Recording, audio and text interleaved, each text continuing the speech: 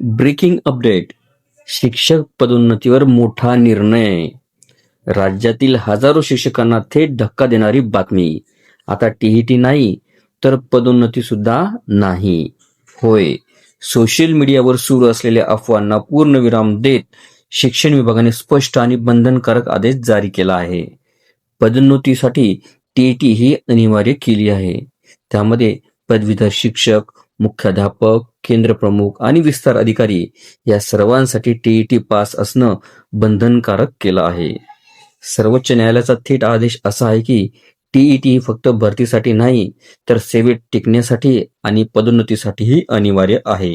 यामुळे फक्त ज्येष्ठतेवर पदोन्नती आणि वर्षानुवर्षाची जुनी पद्धत आता ही इतिहास जमा होणार आहे. 2 वर्षाची अंतिम मुदत. व्हिडिओला सविस्तर बघण्यासाठी कृपया डिस्क्रिप्शन बॉक्समध्ये दिलेल्या लिंकवर क्लिक करा आणि संपूर्ण व्हिडिओ पाहावा.